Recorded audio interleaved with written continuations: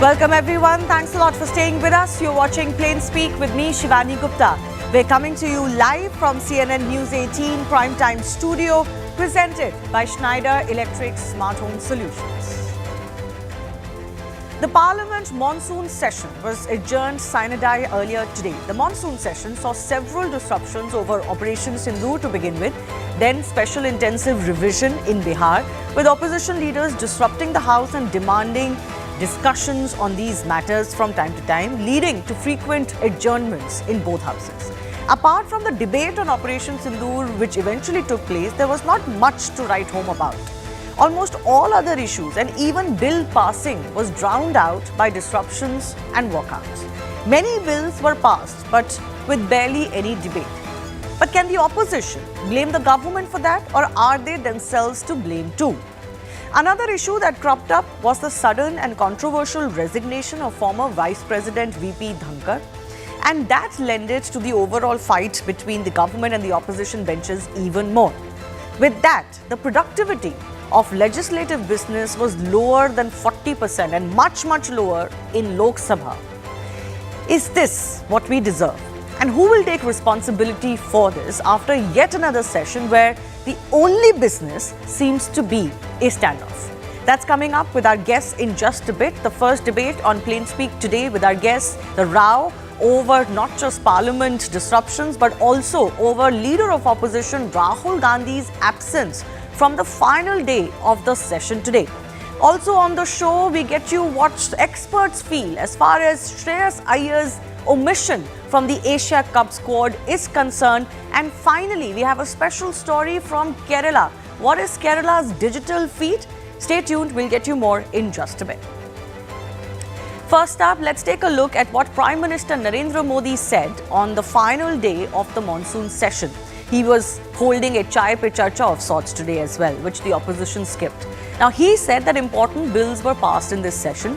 He lauded the government for passing the online games bill towards the end, for example, saying that the bill will have long-reaching impact on people. But he also took jibes at the opposition, particularly the Congress party. He said that there are several people who are good in Congress, who are talented. But insecurity of one family is silencing youngsters or the youth voice in the party. He went on to say that youngsters in Congress make Rahul Gandhi nervous. That also brings me to the other showdown between the BJP and the Congress party as far as this session is concerned. Even towards the end, even on the final day, there was a row that erupted. So first, of course, was the continuous disruptions. Now, opposition has often said that this is something that the NDA has done in the past. They often quote Arun Jaitley very famously that, see, disruptions is also a legitimate means in democracy. This has led to real poor productivity of legislative work as far as this session is concerned. But this is not the first time this has happened. The NDA government says that disruptions earlier can be no defense now, that is no argument at all. Another bone of contention between the government and opposition was Rahul Gandhi's absence today from the floor of the House as it was the final day. The government hit out saying leader of opposition missing on the final day is against Parliament's courtesy. The government, remember, had also introduced 3 crucial bills in the House yesterday. Several opposition MPs had tore the copies of the bill and even thrown them at the Home Minister. Now, government says that they want to warn the opposition. They don't want to take action because action should be the last option, but they expect the opposition to follow decorum of the House. Take a look at the productivity of the monsoon session 2025 now. Lok Sabha functioned just for a total of 37.1 hours. But given that legislative percentage was even less than 8%, it really should put our parliamentarians to shame. 66% plus of the business was non-legislative. Take a look at Rajya Sabha, slightly better, more bills were passed in Rajya Sabha, but this usually is the case. So total functioning hours were 41.9, not much better than the Lok Sabha, but legislative business at least took 1/3 of the time. 43.6 was again non-legislative work that took place inside Parliament. The government did push bills, and towards the end, they came out and said that they no longer care whether the opposition wants to come on board and have debates. We are going to get our legislative work done. This is not ideal, but Is the opposition not itself to blame with these disruptions? Did they not mar the parliament session by insisting that no business is allowed on one issue or the other? That debate is coming up. But first, also listen in to how the final day was marred by showdowns on parliament functioning and those bills on ministers' arrests. Opposition का हंगामा की वजह से चर्चा पूरा नहीं हो पा रहा। इतना इम्पोर्टेंट बिल समाज के लिए, युवाओं के लिए बना रहे हैं, फिर भी साथ नहीं दिया। तो हमारा जो माननीय सदस्य अपना बात रखना चाहता है तो अनुमति दे दीजिए। रिकॉर्ड में सपोर्ट, बिल का सपोर्ट में रखना चाहते हैं। हमारे पॉइंट्स को डिसमिस कीजिए, नो वी डोंट बॉदर, लेकिन कम से कम इस कार्रवाई में हमको क्या कहना है उसको भी अगर आप चांस नहीं देते या अवकाश नहीं देते तो ये बहुत बड़ा गलत है। और इससे मैं ये कहूंगा, आप सर इस बिल पर बोलना चाहेंगे, मैं स्वागत करूंगा। सुनिए, स्वागत करूंगा। नहीं, इसके अलावा कोई चीज नहीं। हाउस में क्या चल रहा है जी, और आप सुनना चाहिए, नहीं तो मैं इसके अलावा सर एक तो वोट चोरी, एक तो वोट चोरी। बिल पूरी तरीके से अलोकतांत्रिक है। हर काम आप वो कर रहे हो जो लोकतंत्र की आत्मा के ऊपर चोट दे रहा है। इस देश को कहाँ लेके जाना चाहते हो? इस देश को लेकर कहाँ जाना चाहते हो कि एक आदमी का राज रहे? राजा साहब जिसके लिए, राजा के लिए सारी प्रजा समान हो जाए और वो जिसको चाहे उठाए और पिक करे, चूज एंड पिक होगा कि आप पिक एंड चूज कर करके किसी को भी मुख्यमंत्री बना दें, किसी को भी बना दें। ये परेशानी, बौखलाहट इसीलिए तो है। ये बिल ऐसे इसीलिए तो लाए जा रहे हैं कि इन मुख्यमंत्रियों को कंट्रोल करने की कोशिश की जा सके। और क्या है इसके अलावा? तो आपने अमित शाह जी को जेल में भेजा था, क्या हुआ था? मदन लाल खुराना जी को आपने हवाला केस किया, क्या किया? अडवाणी जी को केस किया, क्या किया? आपने तो अपने पार्टी को भी नहीं छोड़ा। माधवराव सिंधिया जी को, राजेश पायलट जी को, जो भी गांधी परिवार के लिए पोटेंशियल विरोधी थे, उन सबों को आपने जो है जेल भेजने का काम किया। आप क्या बात कर रहे हो? आपका इतिहास क्या है? जेल किसने भेजा? कनी मोजी को जेल किसने भेजा? राजा जेल में किसने भेजा? आपने भेजा। आपका इतिहास।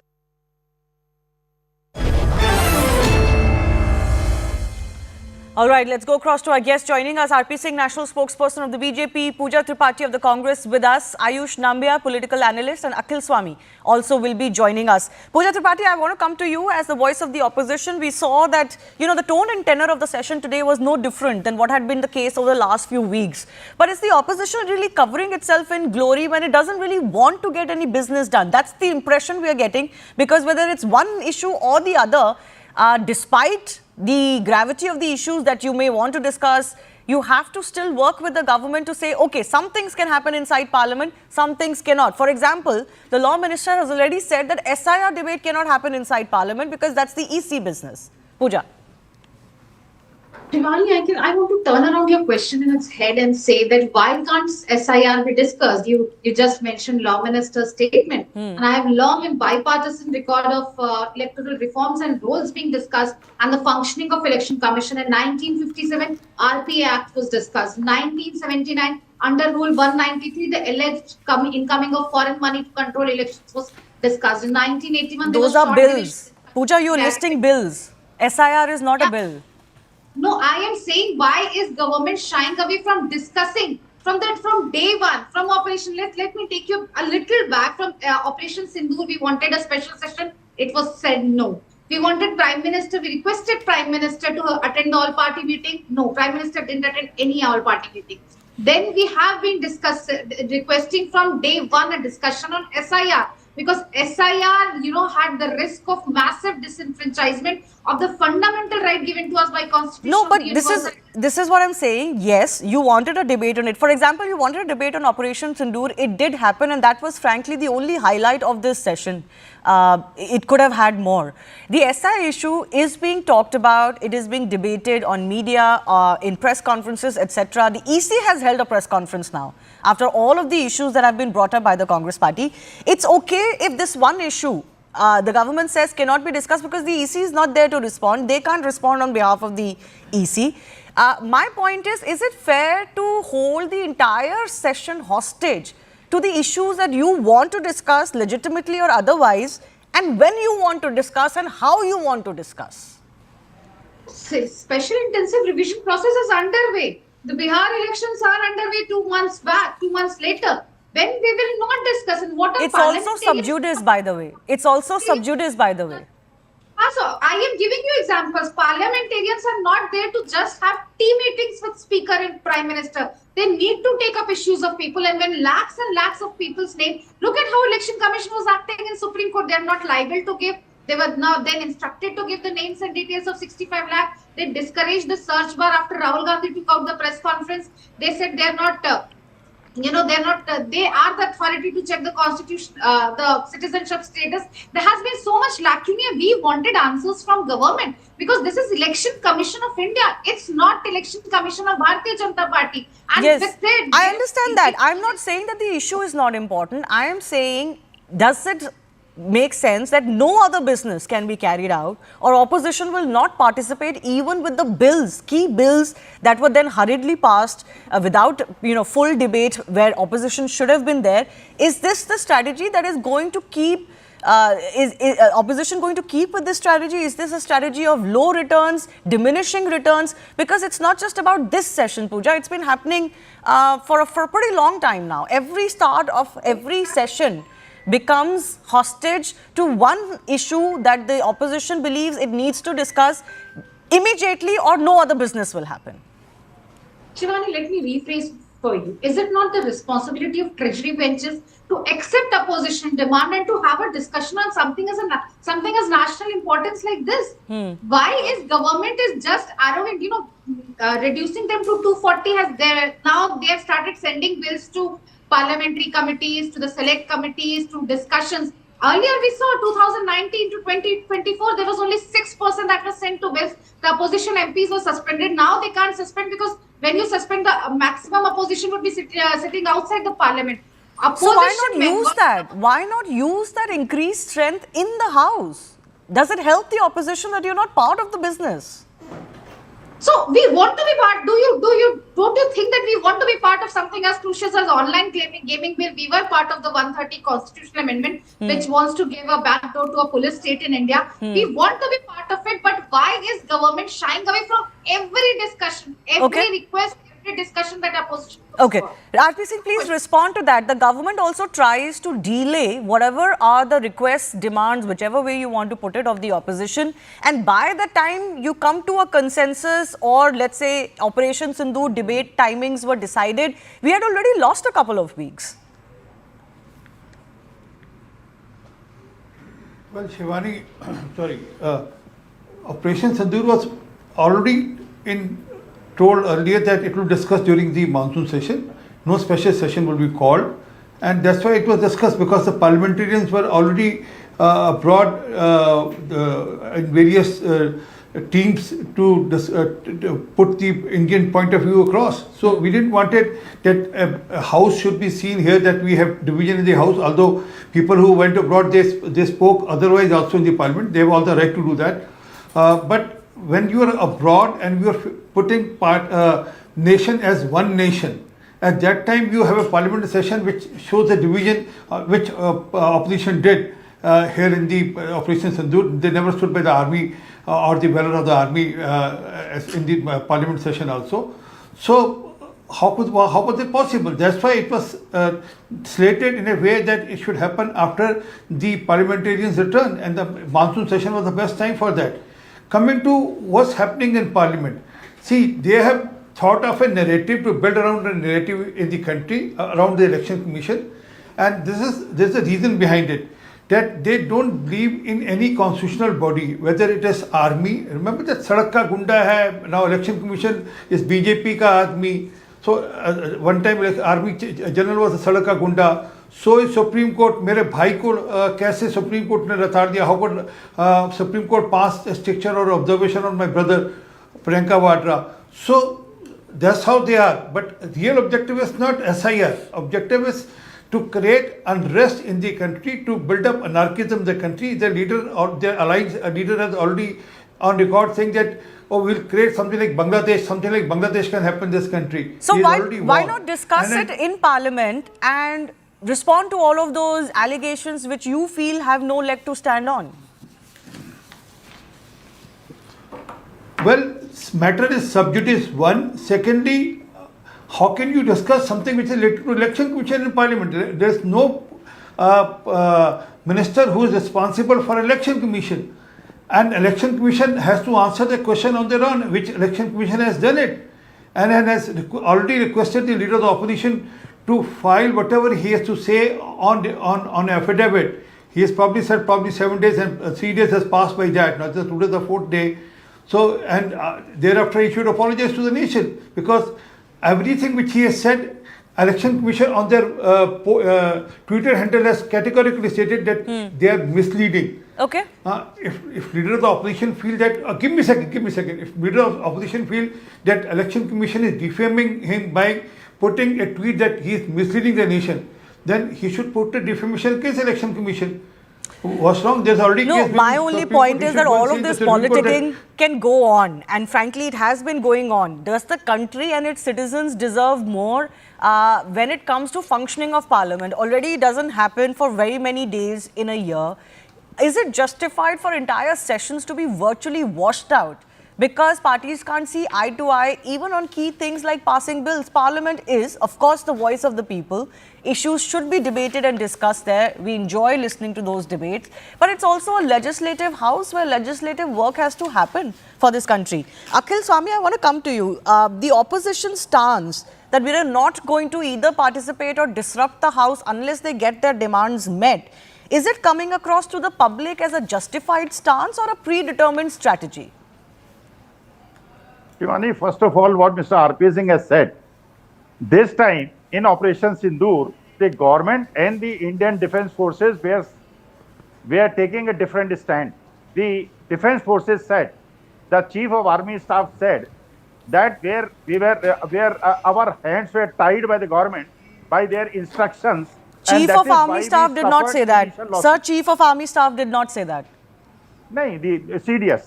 No, CDS did not say whatever. that. Whatever. It's a separate defense attaché in a country you said. Defense Forces said that in the initial stages where hands were tied by this irresponsible government who doesn't know... You probably not heard the Air Force Chief. Now. You have not heard the Air Force Chief speaking on the subject. The forces took an aggressive stand and they started winning. On the advice of Donald Trump, our Prime Minister agrees for a ceasefire. And today, for last 15 days, so many our soldiers are dying in Kashmir. Out of his mind. आप ऊंचा सुनते हैं. प्रधानमंत्री जी ने parliament में कहा कि no leader in the world intervene. Shivani, ask him to please. नहीं, मैं चुप नहीं करूंगा. आप गलत कह रहे हैं. When he was speaking, I was not speaking. Please. Okay, one by one. I'll be saying, I'll come back to you for your... In the parliament, he said... I'll come back to you for your clarifications. I'll give you an opportunity. But Akhil Swami, my question to you was this. We've heard the Operation Sindoor debate. Let the public decide who was right. Opposition or government on whatever issues cropped up, mediation, ceasefire, etc., whether our strategies were right or not. It's fine. It's healthy for a nation to discuss that. My question was, why, even after that debate, did the parliament not function the way it should have? If it's not Operation Sindoor, it's something else for the opposition. Shivani, the basic point is that the question in the mind of the Indian citizens is whether this is a legitimate government. Is it? And are we replying, are we discussing something with a legitimate Prime Minister of India? Because the total parliament, the constitution of the parliament is totally illegal now because so many questions have been raised by the opposition and the Election Commission of India.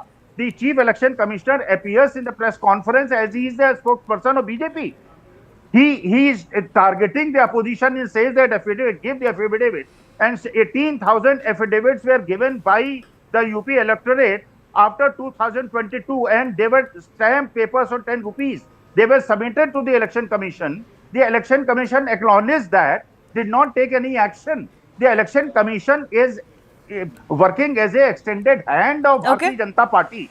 When the total democracy is at stake and the type of response Rahul Gandhi and Tejasvi Yadav are getting in Bihar, that clearly shows that this government is illegitimate. But that shouldn't...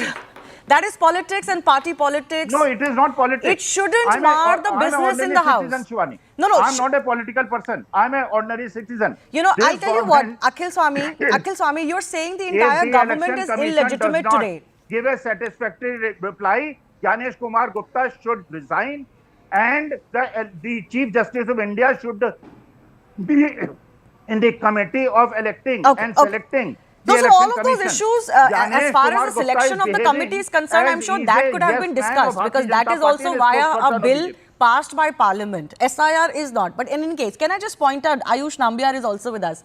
You know, I'm finding this duplicity very, Make a small very point, telling. please, Shivani. Okay, RP Singh. Yes. Well, let's see what the problem is. I mean, he says that Rahul Gandhi and Mr. Tejasvi Yadav is doing well in Bihar. कैसा school है? Public private school है, सरकारी है। सरकारी है। उसमें पढ़ाई अच्छी होती है? मतलब अब तो इंटर में चले, सरकारी में पहले से बहुत अच्छे बेहतर हैं। हाँ। पहले से बेहतर हैं। क्या क्या सीखते हैं उसमें? उसमें कंप्यूटर भी है लोगों के लिए, और कंप्यूटर है। एक वीडियो कहीं से आप से उठा लाए हैं Bharatiya Janata RP Singh, we know, I know of this video. I know of this video. I think the viewers also got the point. Rahul Gandhi ने अपना मतमा जमाया था। अरे राहुल गांधी ने अपनी दुकान जमाई थी, उसमें उस बहन ने बोल दिया, आईना दिखा दिया, शीशा दिखा दिया। She showed the mirror to Rahul Gandhi. Arey, you are afraid lakhs of people are gathering with Rahul Gandhi and Tejasvi All right, Yadav. I don't want to discuss Bihar elections and who's ahead. Sorry, the discussion is on Parliament. Gentlemen, the discussion is on Parliament. This is exactly the point, that politicians are just interested in running their own politics. This is not meant for you, Akhil Swami. But Parliament is a different place of business. I'm not a politician. I get that. I get that. I get that. But and I've been cheated by this government. Ayush Nambiar, you know what I find interesting is, the Congress spokesperson said this government was brought down to 240 in the 2024 elections. But in the same breath, so they hail the results of 2024, but in the same breath, today they are saying 2024 results are illegitimate, despite the fact that Congress and opposition party presented the numbers of 2024 elections as a victory in the third term of Narendra Modi. So I don't know what the message is. That they did well in 2024, but yet the Election Commission was somehow working against them to ensure that they don't win? 2024 elections were a big responsibility given to the Congress, given to the India Alliance by the Jansankhya of this country. The population of this country had given the responsibility of a responsible opposition, which unfortunately our current sitting opposition is not maintaining. Rahul Gandhi is not leading, Rahul Gandhi is misleading the opposition. I think that he is not the leader of the opposition, he is the misleader of the opposition. There are so many instances when a parliamentarian discussion was avoided. Today they are saying parliament mein nahi discuss kar rahe. They are discussing that PMAs are inviting for chai.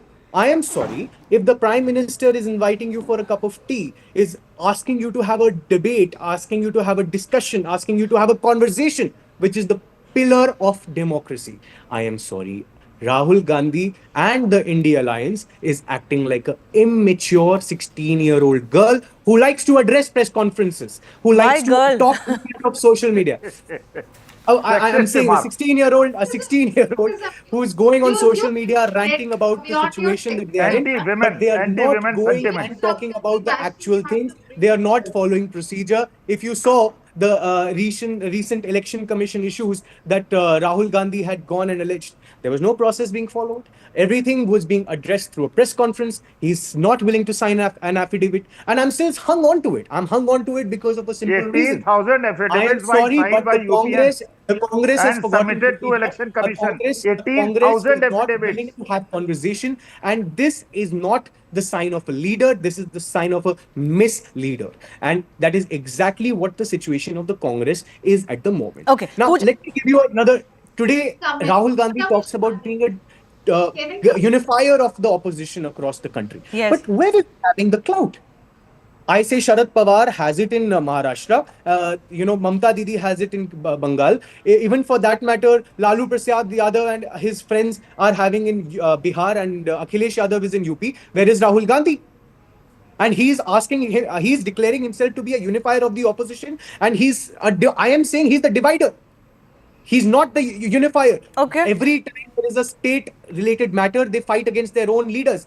How is it coming together? They don't even want to have a conversation. They don't want to have a conversation with the leader of the country. They don't want to have a conversation with the prime minister. They don't want to have a conversation with their own alliances within their own states. They don't want to have a conversation the with their legitimate own Prime people. Minister of India. Okay. Pooja, sorry, I'm almost out of time. The performance of Rahul Gandhi as a legislator or a parliamentarian has also been discussed and deliberated often. The BJP's charge is you're actually not interested in the serious business of a parliamentarian. You're running your politics and often you go missing on important days. So, Pooja. Did Mr. Nambiar get an assignment that before coming to show he'll write 2 pages of essay on Rahul Gandhi? Because he said nothing else. If a 16-year-old girl, ignoring your misogynist and sexist comment, has the guts to face press, this 74-year-old man hasn't had any guts, any courage, any chappan inch to face the press and take a press conference in last 11 years. He has the guts to address the press. He has guts to take the questions. And when it comes to unifying opposition, all the opposition is outside the parliament, either outside the parliament or out on the streets. And that's what Rahul Gandhi has been. It is absolutely wrong. It is absolutely, and this is the problem with the Congress. This is the problem with the Congress. They will pick up the underlined cosmetic matters. They will not take over the real problems. They don't want to have a conversation. Okay. They don't want the public is watching. Let the public decide whether this is the kind of politics they want inside Parliament. Parliament is not just for politics. And I think at some level, all politicians, all parties need to come together to say, there is immense opportunity to do politics and, fight elections and do all kind of electioneering back and forth all the time. Maybe during parliament sessions, we can all come together to say, okay, we also have a responsibility to our constituents. I think that's what the citizen feels sometimes because this is becoming routine. I'll leave it at that. I do thank our guests for joining us. Moving on, Shreyas Iyer's exclusion from India's squad for the Asia Cup 2025 has sparked widespread debate. This decision came despite Iyer's exceptional performance in IPL 2025, where he scored 604 runs in 17 matches, maintained a strike rate of over 175, third best in IPL history for a 600-plus run season, and led Punjab to the final after winning IPL 2024 with the KKR. Former India coach Abhishek Nair, for example, hinted at selection politics, saying maybe Shreyas Iyer is not liked as much as someone else. He questioned how someone with such form and experience could be left out of even a 20-member squad. Remember, there are 5 reserves. Irfan Pathan backed Iyer as well, saying he still sees him as a future leader in the T20 setup. Iyer has 1,104 runs in 47 T20Is at a strike rate of 136. His last T20I innings was a fluent 53 of 37 versus Australia in December 2024. So, was there any justification to leave him out? Is there no space for the star batsman? Listen in to what the chief selector said when he was asked this question. With regards to Shreyas, I mean, you'll have to tell me who he can replace here. Again, no fault of his, nor is it ours. It's just that you can pick 15 and at the moment he'll have to wait for his chance.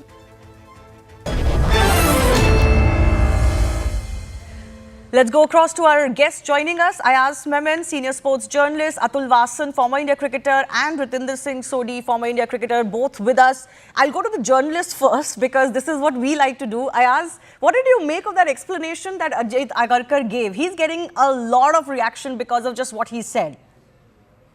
I mean, look, he is in a quandary, isn't it?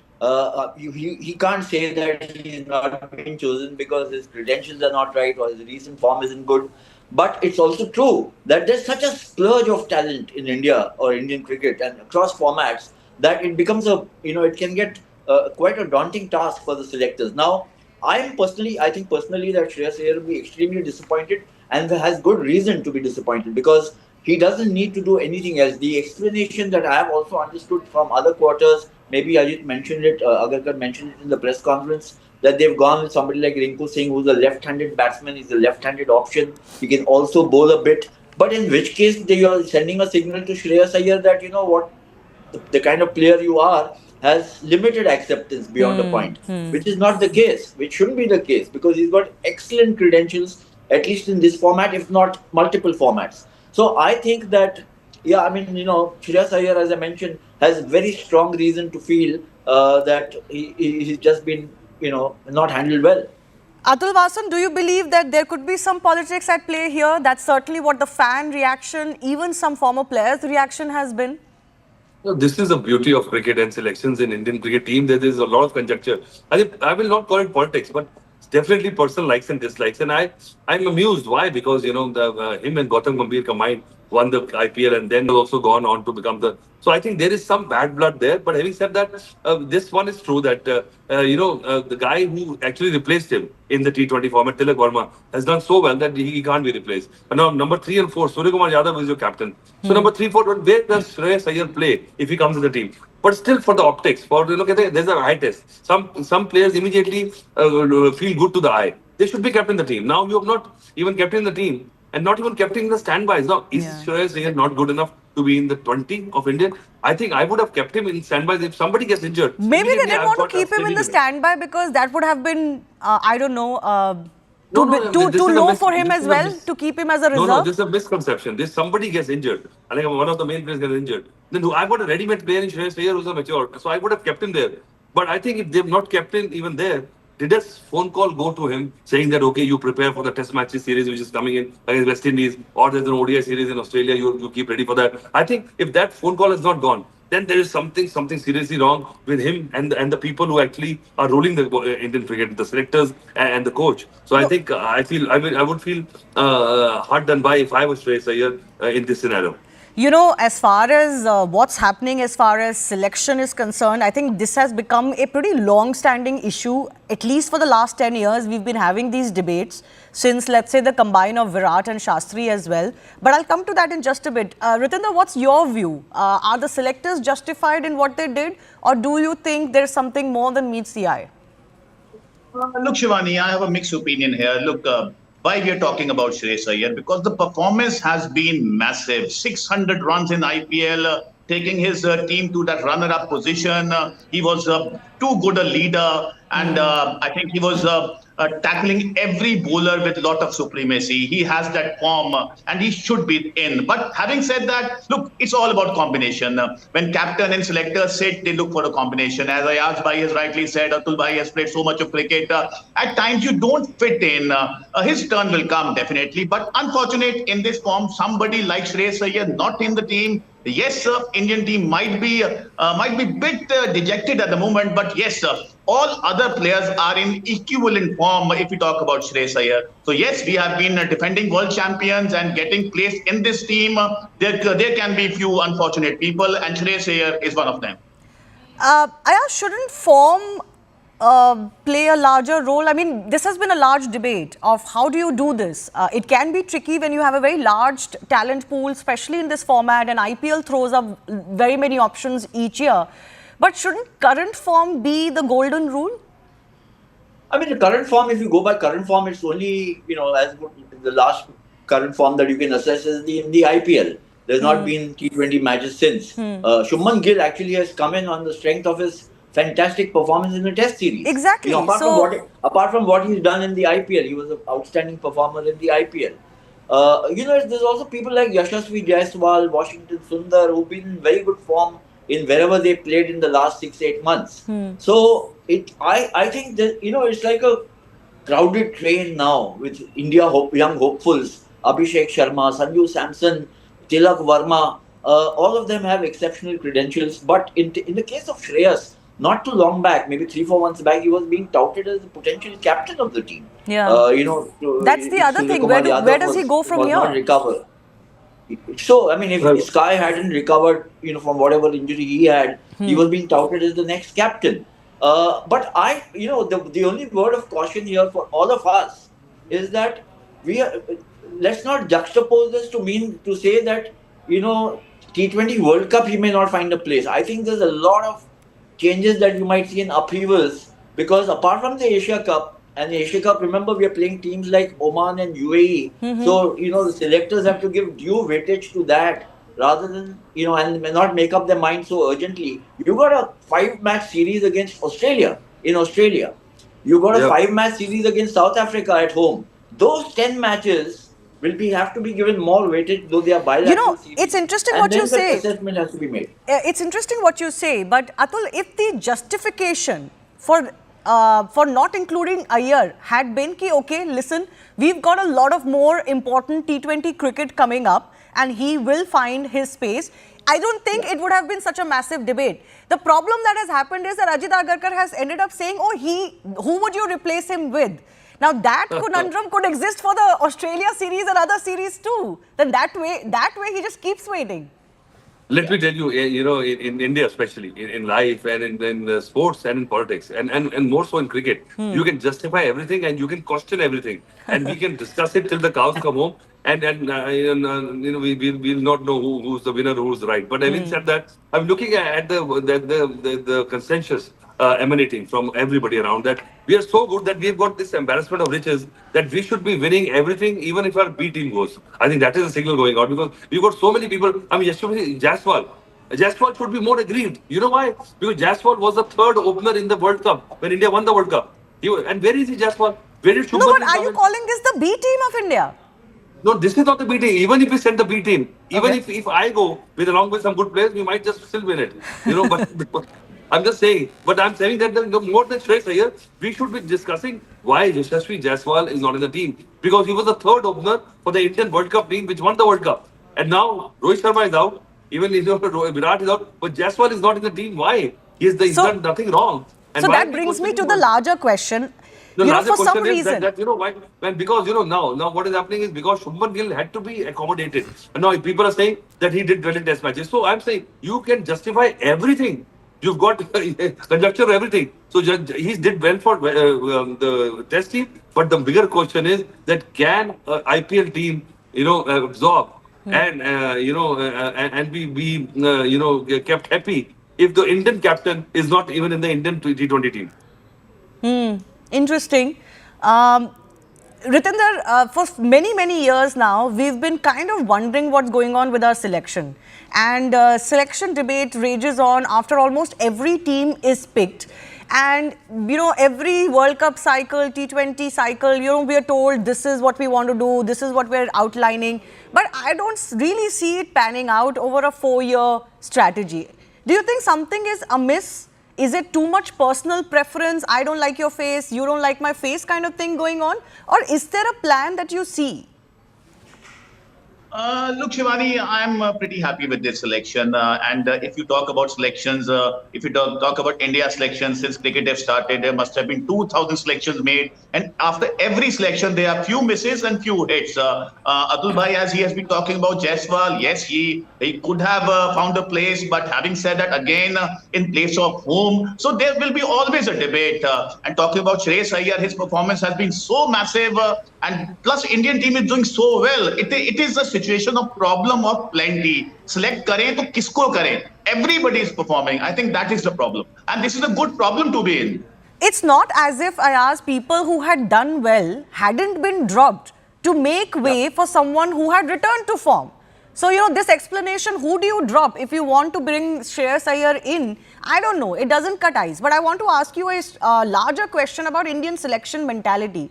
Do you think we still do it in a very cold, cutthroat manner, or it's always the Indian selection that we know of? I mean, look, Shivani, historically, there was always this complaint that selection was done on parochial grounds. Those you supported from your zone or from your city. We've moved a long way away from that. I mean, for instance, Ajit Agarkar and Shreyas Iyer are both from Mumbai.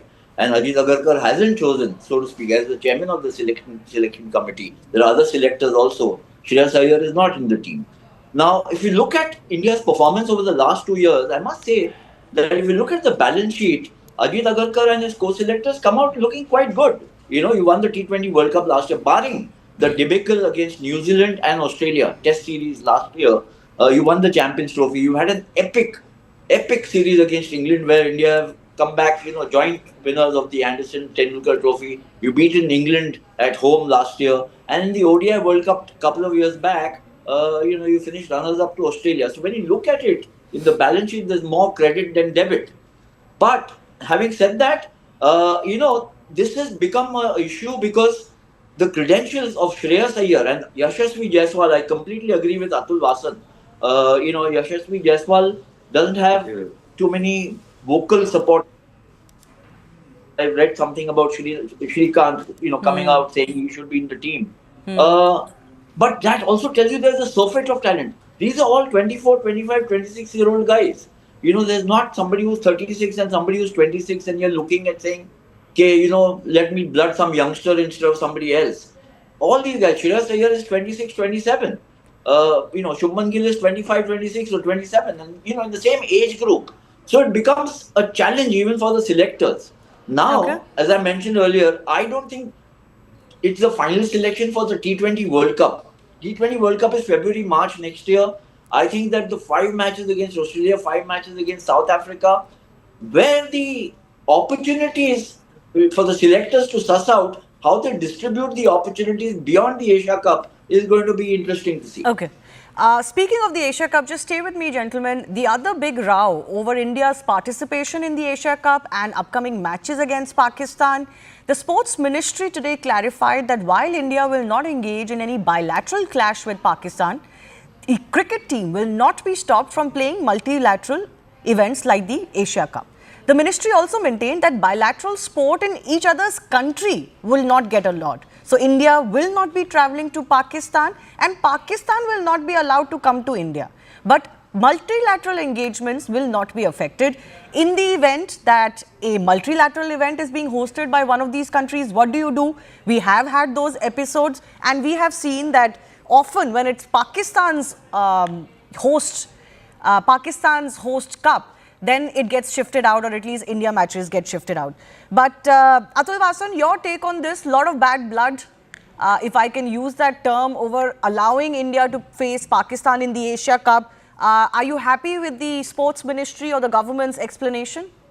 Yeah, thank God. I think thank God कि कुछ आया तो सही है, because we were waiting for it and there was a lot of grey area. I think that signal came directly when Indian government allowed Indian Pakistani team to come here to play the hockey Asia Cup. I think, and that signal should have come now. But now they would allow the Pakistani team to come to India, which later on, of course, Pakistan wouldn't have come because there's going to be security issues, and we should not have allowed them to come.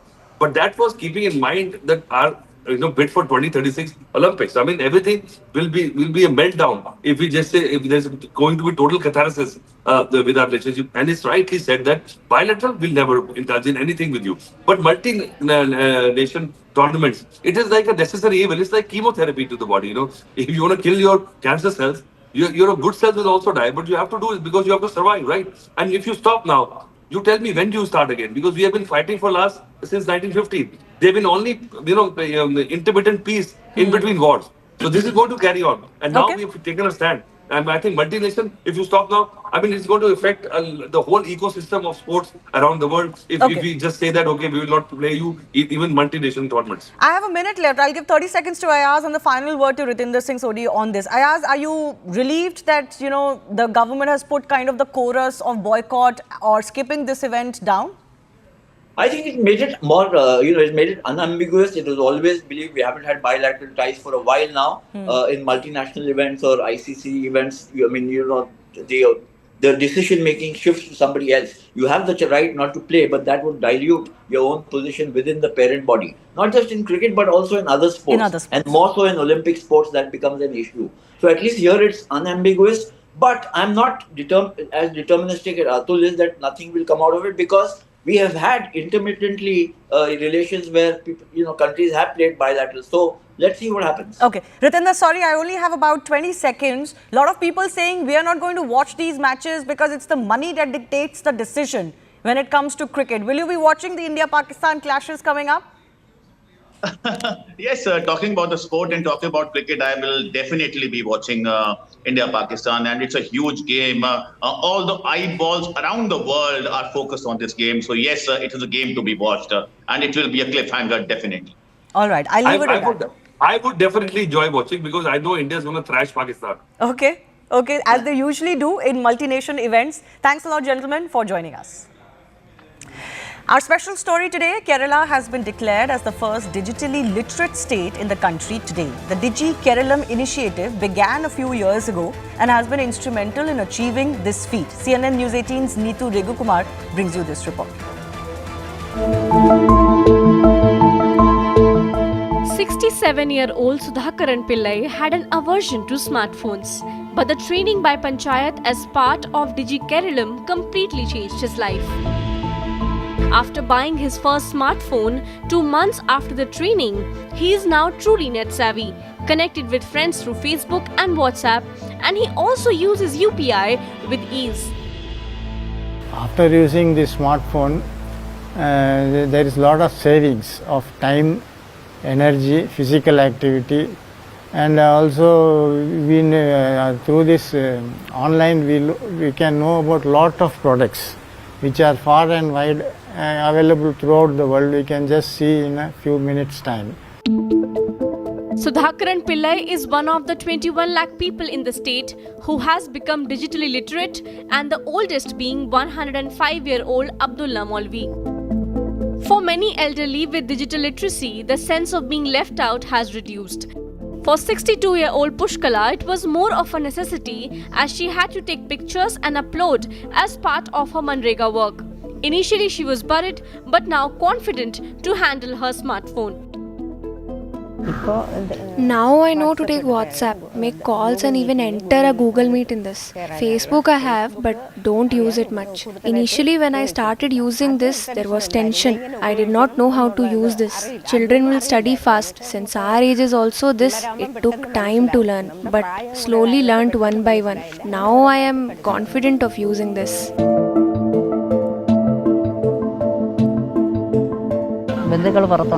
My daughter is abroad. I do IMO calls with her. Earlier I did not even know to attend the calls. But now I can see her and talk. I do video call and talk to her daily. If I didn't know this, it would have been difficult.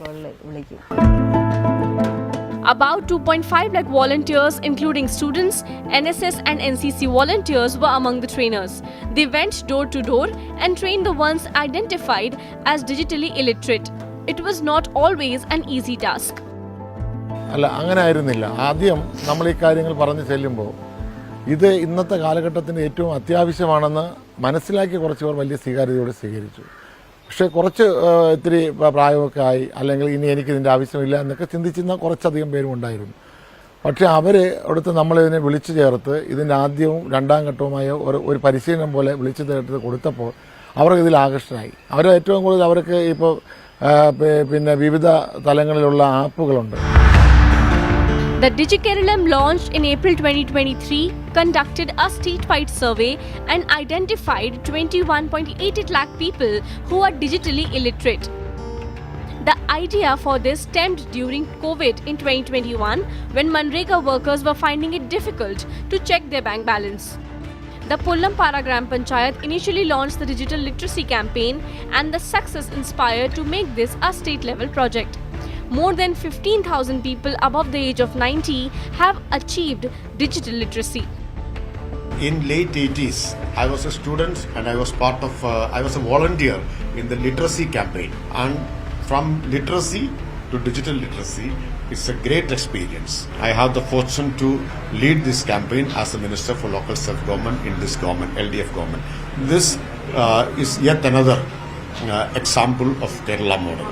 So I would say that this is the real Kerala story. For these men and women, staying connected to the world through a smartphone was once unimaginable. All of them say that life has become much better and they are proud to be digitally literate. With video journalist Ablash MS in Thiruvananthapuram, Neetu Regukumar. With that, it's a wrap on Plain Speak. Thanks a lot for watching. We've been joining you from CNN News 18 Primetime Studio, presented by Schneider Electric Smart Home Solutions.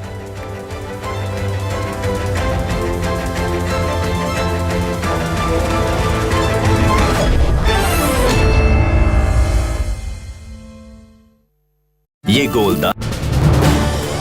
This is News 18 Network.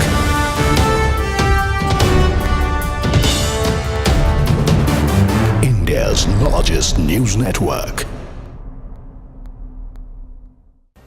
Good evening, hello and welcome. You're watching Nation at 5 here on CNN News 18 with me, Poonam Burde. We begin this broadcast with what's transpiring in Tamil Nadu, and the battle for the assembly elections in 2026 is heating up. TVK's Vijay is addressing a mega rally in Madurai. Let's cut across.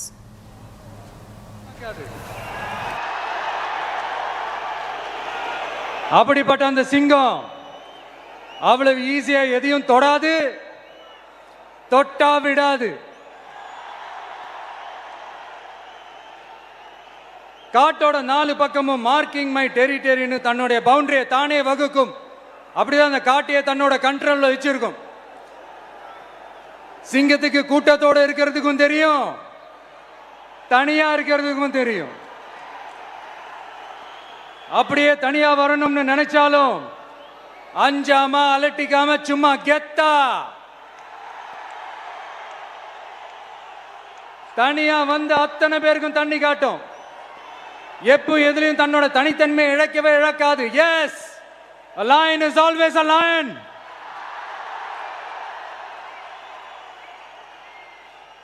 There are so many jackals and other animals in the forest, but there will be only one lion.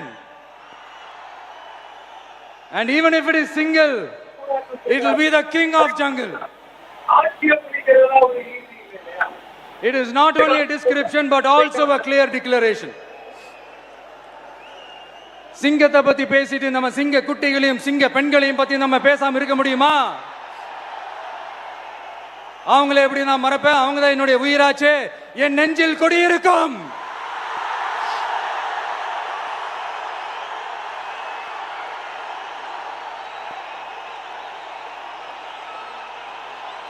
என்னுடைய தோழர்களுக்கும் தோழிகளுக்கும்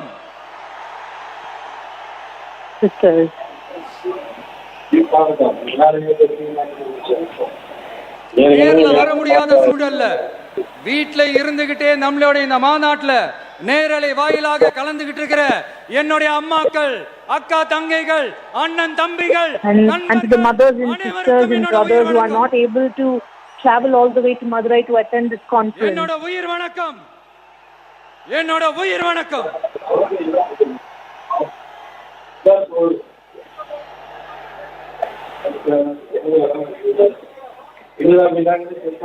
வீரம் விளையும் மாமதுரை மண்ணை வணங்குகிறேன். இந்த மதுரைனாலே உடனே ஞாபகத்துக்கு வரது சீறி பாஞ்சி துள்ளி குதிக்கிற யாருக்கும் அடங்காத காளைகள் விளையாடுற அலங்காநல்லூர் ஜல்லிக்கட்டு தான். When one talks about Madurai, one talks about the Alanganallur Jallikattu. Azhagar ஆத்துல இறங்குற வைபவம் மதுரை மீனாட்சி அம்மன். இந்த மண்ணோட உணர்வு பூர்வமான மண் இது. அது மட்டும் இல்ல, இந்த மண்ணில் வாழ்ற மக்களும் அப்படித்தான் உணர்வு பூர்வமான ஆளுங்க. And the people of Madurai are also emotional people. ஒரே ஒருத்தரை பத்தி தான் மனசுக்குள்ள ஓடிக்கிட்டே இருந்தது. அவர் யாருன்னு உங்களுக்கும் தெரிஞ்சிருக்கும்.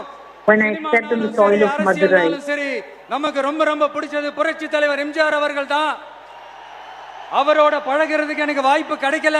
ஆனா the first person that came to my mind was MGR. I've never met him or spoken to him. Captain Vijayakanth அவர்களோட பழகிறதுக்கு எனக்கு நிறையவே வாய்ப்பு கிடைச்சது. அவரும் But I've met Vijaykanth. மறக்க முடியுமா? I had the opportunity to meet him and talk to him. தமிழ்நாட்டு மக்கள் உணர்வுபூர்வமா உண்மையா நம்ம பக்கத்திலே நிக்கிறவங்க, அதுக்கு ஒரு மிகப்பெரிய அடையாளம் தான் இந்த மதுரை மண். நம்ம தமிழக வெற்றி கழகம் கையில் எடுத்திருக்கிற அரசியலும் அப்படித்தான். உண்மையான அரசியல், உணர்வு பூர்வமான அரசியல், நல்ல அரசியல், நல்லவங்களுக்கான அரசியல், நாட்டு மக்களுக்கான அரசியல், நல்லது மட்டுமே செய்கிற அரசியல். TVK is also a party that wants to do good for the people of the நம்மளுடைய இரண்டாவது மாநில மாநாடு வாகை சூடும் வரலாறு திரும்புகிறது. This is the second conference. அப்படி இந்த மாநாட்டுக்கு பேர் வச்சிருக்கிறோம். 1967லயும் 1977லயும் நம்ம தமிழக அரசியல் மிகப்பெரிய ஒன்னு நடந்துச்சு இல்லையா? அதே History was created in Tamil Nadu politics. 2026ல அப்படி In the ஒரு same வரலாறு way, திரும்ப next போகுதுன்னு year in 2026, சொல்றதுக்கான மாநாடு தான் நம்மளோட இந்த இரண்டாவது மாநில there's மாநாடு. history is going to repeat. Vikravandi விசாலையில நம்மளுடைய ஃபர்ஸ்ட் மாநாடு நடத்தணும், வெற்றி கொள்கை திருவிழா. அதுக்கப்புறமே நீங்க பார்த்திருப்பீங்க தமிழக அரசியல் conference was in Vikramandi. நமக்கு எதிராக எத்தனை குரல்கள். ஆனா உங்களுக்கு நல்லா தெரியுமே எந்த குரலையும் போட்டுக்காம மக்களோட குரலை மட்டுமே But you know, we don't really hear the criticism. We only hear people's voices and what people have to say. குரல்களையும் சின்னதா ஒரு சிரிப்போடவே கடந்து வந்திருக்கிறோம். We overcome all the criticism that the party has faced. இந்த ஒற்றை தமிழ் மகனோட குரல் மட்டுமல்ல, ஒட்டுமொத்த தமிழ்நாட்டு மக்களுடைய குரல். தமிழ்நாட்டில் இருக்கிற ஒவ்வொரு வீட்டில இருந்தும் ஒலிக்கிற குரல். ஒட்டுமொத்த உலகெங்கும் வாழும் ஒவ்வொரு தமிழ் வீட்டிலிருந்தும் எழும் குரல். We will only listen to the voice of the people, each and every household in the state. மதம், இனம், பாலினம், மொழி கடந்து இந்த நாட்டின் மூளை முடுக்கெங்கும் ரசிகர்களாக இருந்து தோழர்களாக நம்மோடு பயணிக்க துவங்கியுள்ள அனைவரோடும் இணைந்த ஒவ்வொரு மனிதருக்காகவும் ஒலிக்கிற உரிமை குரல். மாநில உரிமைக்காக, பெண் உரிமைக்காக, சமூக நீதிக்காக, சமநீதிக்காக, மதச்சார்பின்மைக்காக அதனால இந்த குரலுக்கு எதிராக இன்னும் இன்னும் எத்தனை குரல்கள் வந்தாலும் ஓங்கி ஒலிக்குமே தவிர ஒரு நாளும் we will overcome all the criticism. It is an unstoppable voice, an unstoppable force.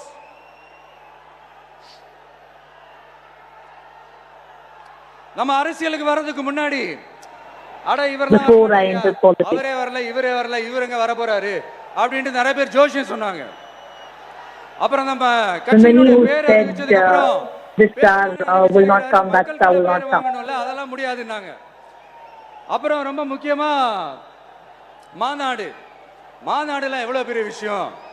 அதெல்லாம் இவர் ஒத்தால எப்படி பண்ண முடியும்? சும்மா பக்கத்துல புசியானதை வச்சுக்கிட்டு மாநாடு முடியாது. அப்புறம் ஏன் என் கூட இருக்கிறவங்களே அதுக்கப்புறம் என்ன நடந்துச்சுன்னு உங்க எல்லாருக்குமே தெரியும். இப்ப புதுசா ஒண்ணு அது என்னடானா ஆட்சியை பிடிக்கிறதெல்லாம் அவ்வளவு ஈஸி இல்ல இல்லையா? இப்ப அதெல்லாம் இப்ப இங்க வந்துட்டாங்க. இவர் ஷூட்டிங்ல இருந்து வருவாரா, வந்து ஆட்சியை The parties have raised questions to how somebody who's just a debutant can come to power. ஒரு பக்கம் இன்னொரு பக்கம் கூட்டம்லாம் ஓகே தான், அது எப்படி ஓட்டா மாறும் அப்படின்றது இன்னொரு பக்கம். இப்படி And the other thing we hear is, yes, there are crowds, but will this translate into votes? அதனால இந்த அரசியல் ஆய்வாளர்களுக்கு நான் சொல்றதெல்லாம் ஒன்னேதான், நல்லா கேட்டுக்கங்க. இந்த விஜய் ஏதோ இந்த கூட்டத்துல மட்டுமே இருக்கிறாரு அப்படின்னு மட்டும் தப்பு கணக்கு போட்டாதீங்க. ஏன்னா நம்மளுடைய இந்த கூட்டம் வரப்போற தேர்தலில் மக்கள் விரோத ஆட்சியாளர்களுக்கு நாம வைக்க போற வேட்டா, நம்மள கோட்டைக்கு அனுப்ப போற ரூட்டா இருக்க போதுன்னு சீக்கிரமாவே தெரிஞ்சுப்பீங்க. ஏன்னா கோடிக்கணக்கானவங்களோட ஹார்ட்லயும் வீட்லயும் ஏற்கனவே ஆல்ரெடி உயிரா உணர்வா உறவா இருக்கிறோம். We have already got crores of supporters. We are there in crores of supporters' hearts and house. இருந்தாலும் இந்த விஜய் எதுக்குப்பா வந்திருக்கிறாரு? இவர் என்ன புதுசா என்ன திட்டம்லாம் சொல்லிட்டாரு அப்படின்னு வேற நிறைய கேள்விகள். இந்த சொல்றேன் தெரிஞ்சுக்கங்க. பெண் குழந்தைகள், பெண்கள் மற்றும் வயசான CNN News 18 Primetime Studio presented by Schneider Electric Smart Home Solutions.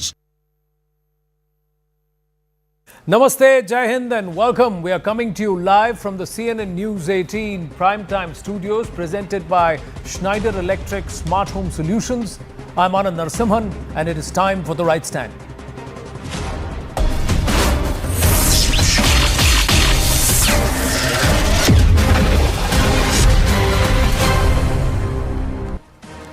The Modi government took a major step towards delivering on his guarantee, na khaunga, na khane dunga, by proposing sweeping